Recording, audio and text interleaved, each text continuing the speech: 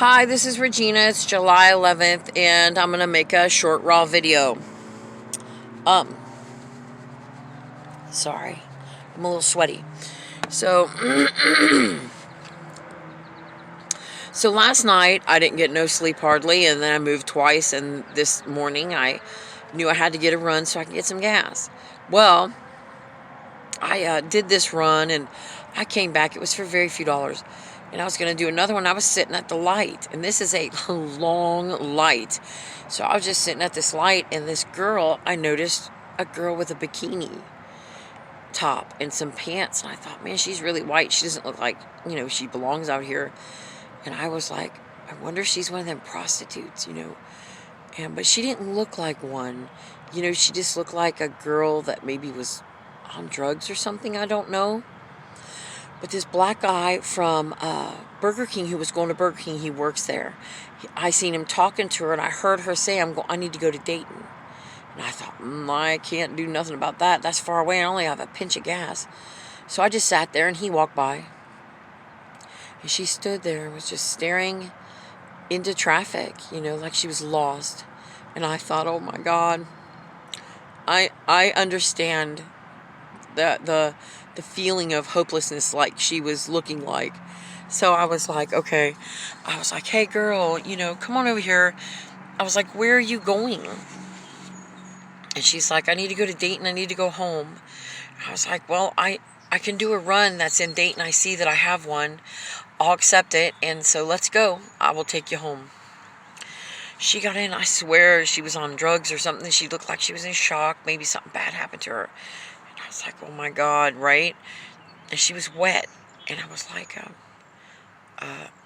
how long, have you been out here, and do you need a drink of water or, or something? And she just started crying. I was like, it's okay. I was like, let it out.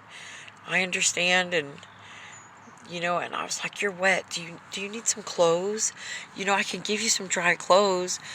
And she's like, yeah. So we pulled over, and all I had, it was those pink cappuccino night fuzzy pants, those pink ones. And I gave her that, and I put socks on her feet. She's sitting there, her feet were so waterlogged, oh my God.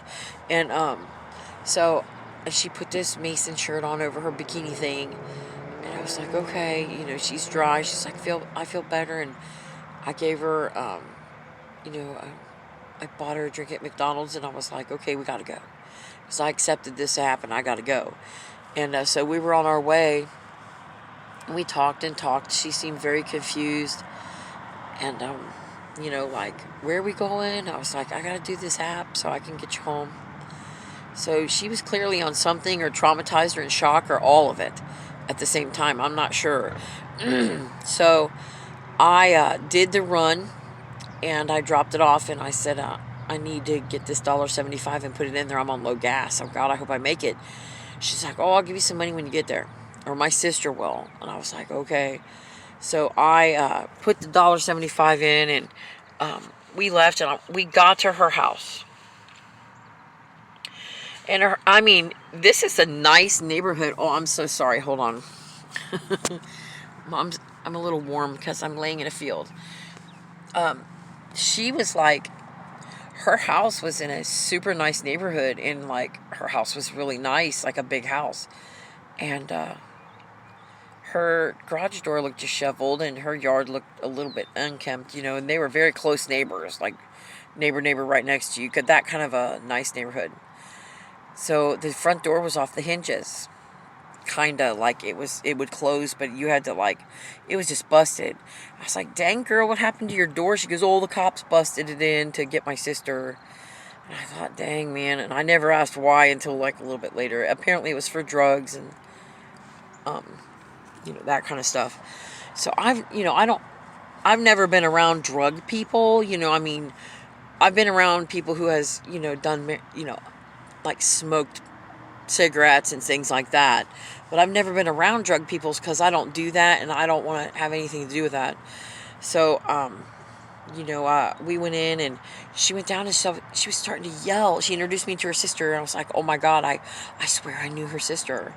It was so weird. It was like I knew her sister from somewhere, and I was like tripping out, like, like so familiar. Well, she went downstairs and she started screaming, and I heard a dude. I thought, oh my God, is that the guy who, like, messed her up and he already made it back here somehow? And I was like, girl, do you think you want to go down there and check on her? No, she's always yelling. And apparently she was yelling at this black friend that they had. I mean, no one was dating him. I guess it was just a friend of them both. But he was dressed like real super richy, like he was rich. And she was yelling at him, get the F out. And I thought, oh my God, right? Well, I had to wait for my app.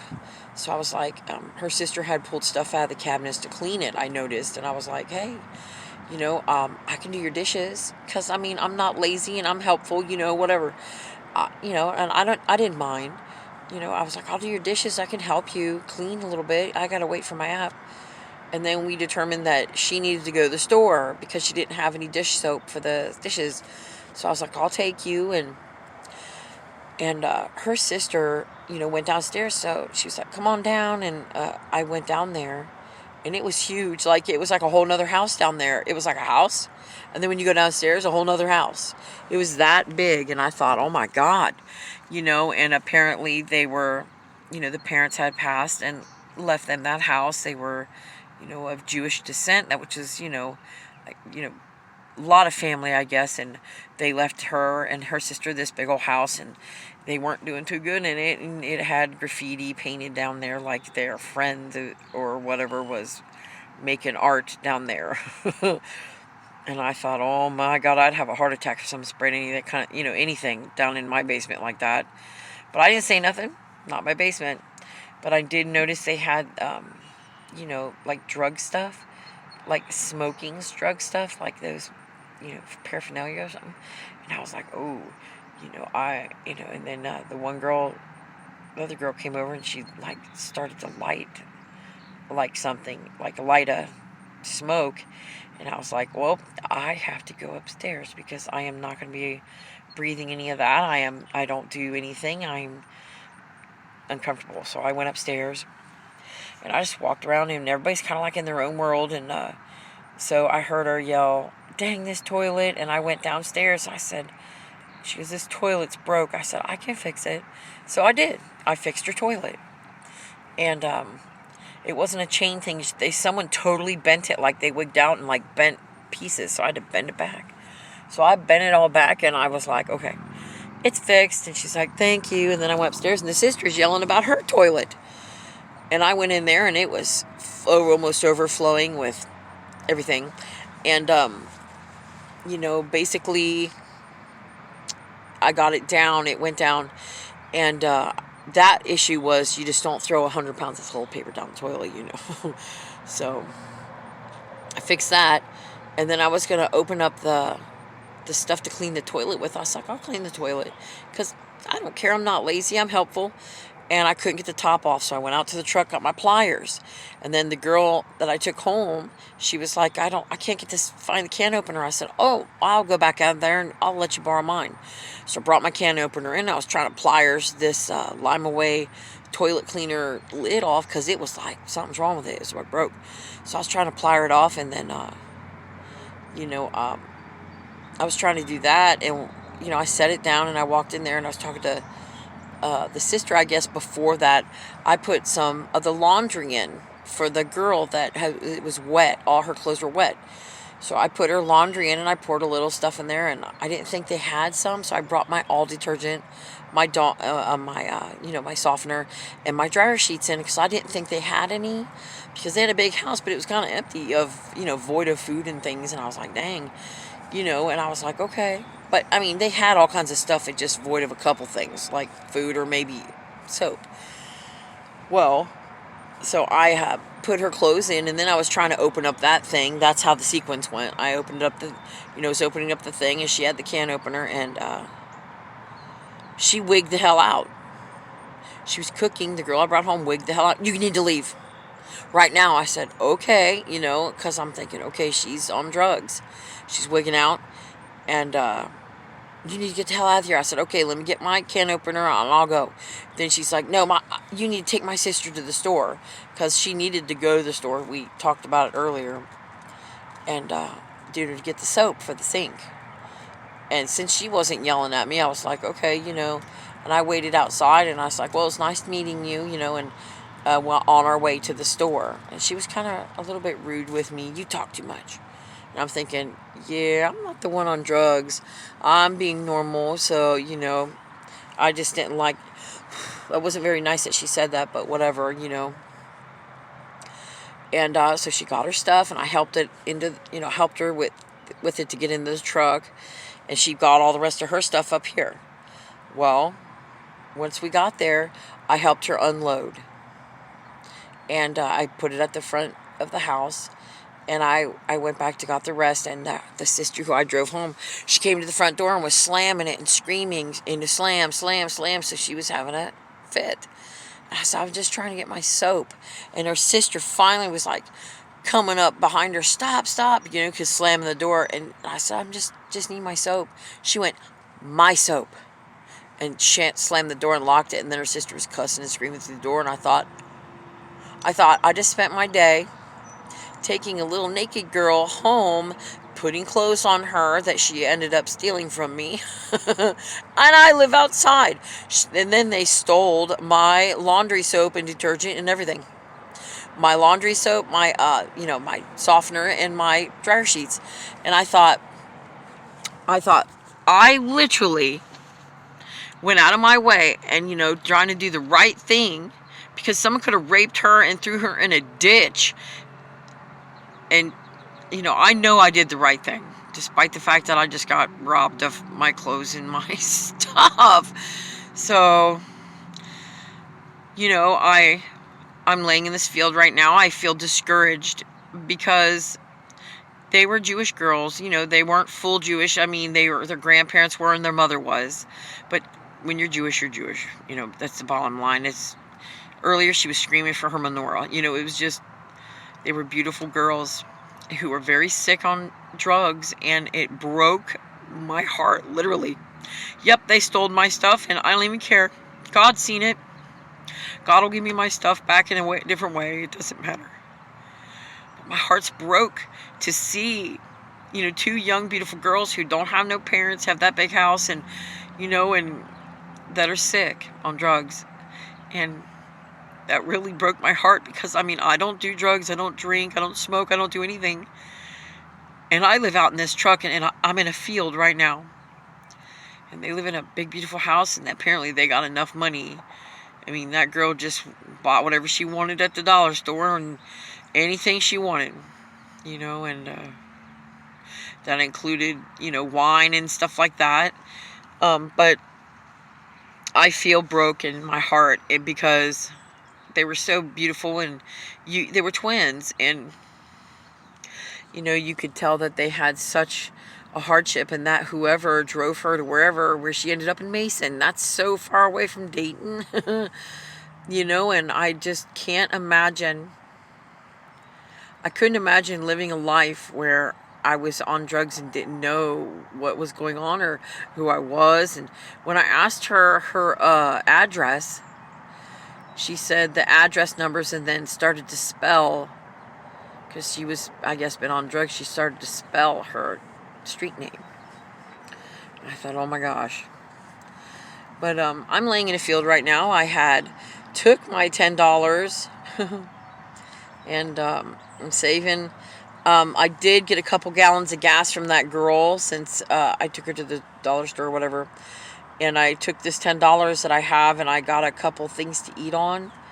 Just like $3 worth to eat on. And I sat in this field and I ate them. And I feel very thankful that I had food. And I feel very thankful that I have like 2 gallons of gas to put in the vehicle for tomorrow. Because I feel broken. If I can get another run, it's getting late. Let me look. Yeah, there's no more runs. So I took my whole day to help a young lady, and I said, they're like, you can stay here. And I thought, wow, and then she's like, we need to rent this place out. I said, well, how much, for a room? I was literally willing to, pay for a room there, because that's how nice the house was. You could feel there were spirits walking around that house. Oh my.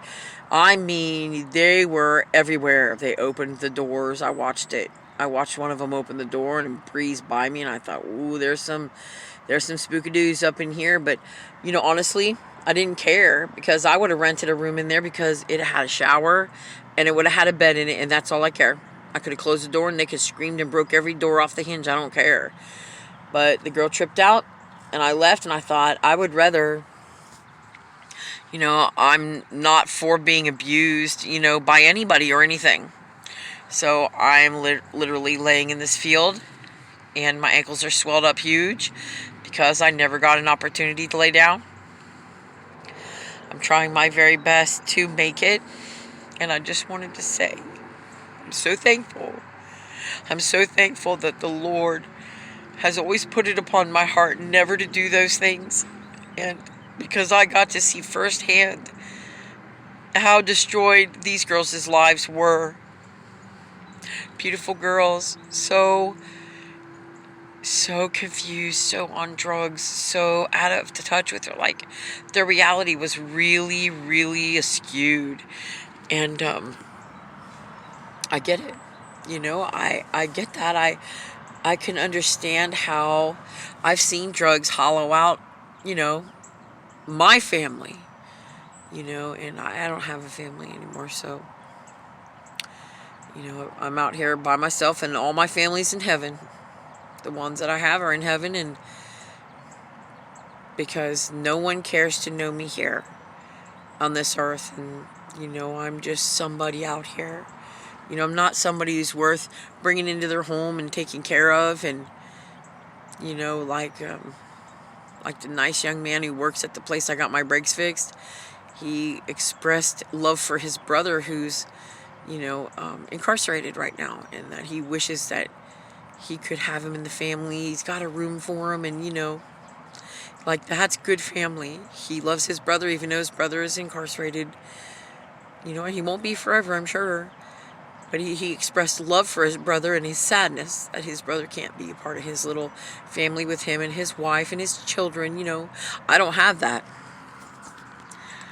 You know, there's people in my family who have children and stuff. They could give 3 craps less about me.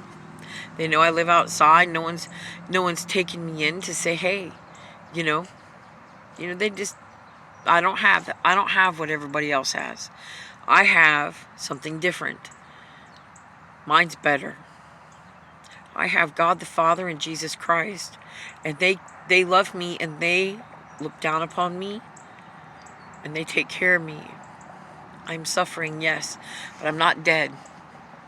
I know I'm loved, and that's important to me. And once I'm on my feet, I'm going to hopefully be in a capacity to do for other people, you know, other people who have needs. Sorry, I keep switching arms. I'm just so uncomfortable because it's hot in this field.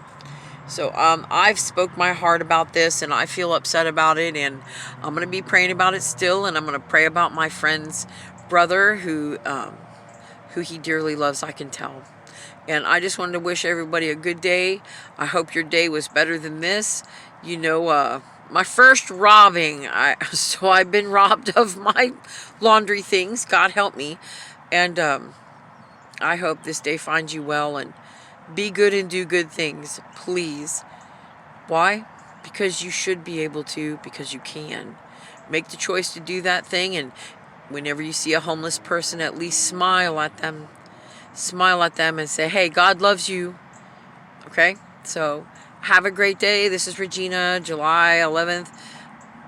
Have a good evening. Bye-bye.